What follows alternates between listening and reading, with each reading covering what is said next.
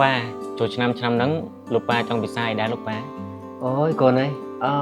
ប៉ាដូចអត់មាននឹកចង់អីទេនឹកឃើញតែត្រីសមុនពីហាងចរណៃតែសាស្រស់ស្រស់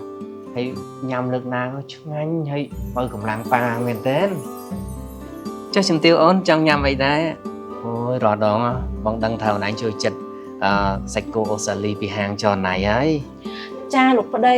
ចង់ញ៉ាំសាច់គោអូស្ត្រាលីពីហាងចរណៃព្រោះសាច់គោគេគឺថ្មីឆ្ងាញ់ខ្លាំងណាស់ហើយម្យ៉ាងទៀតគឺឆ្នាំហ្នឹងចង់ញ៉ាំស៊ុបជុំគ្នាចង់ញ៉ាំនៅផ្ទះជួយញ៉ាំនៅផ្ទះខ្ជិលចេញក្រៅណាល្អដែរអូនបានជុំគ្នាគ្រួសារយើងម្ដងចាចឹងចាំអូនឲ្យកូនទៅទិញនៅខាងចរណៃឬក៏មកទីក៏បានដែរណោះចាម៉ាក់ចុះប៉ាចង់ភាសាអីថែមទៀតអត់អូខ្ញុំដឹងប៉ាចង់ញ៉ាំស្តេកសាច់គោអូស្ត្រាលីជាមួយនឹងស្រាក្រហមពីហាងចរណៃដែរហ្មងអូយកូនពៅប៉ាដឹងចិត្តប៉ាណាកូនពៅនឹងក្បាលខូចមែន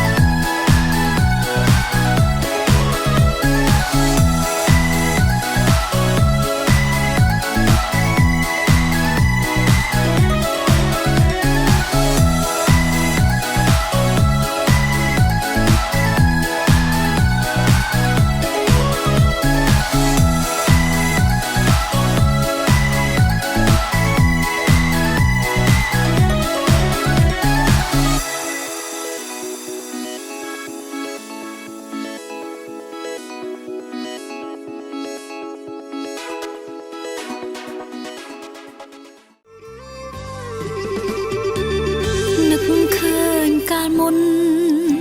កាលកូននៅតូចជាងគេ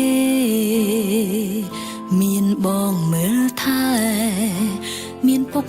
មានម៉ែរក្សាចិញ្ចឹមថ្នាក់ថ្នមមើលថែអ្នកមានគុណរបស់យើងឲ្យដោយការគាត់មើលថែយើងកាលពីក្មេងជូនក្តីស្រឡាញ់ទៅកាន់អ្នកមានគុណជាមួយចរណៃក៏ទ្រាំដើម្បីកូនស្ងួ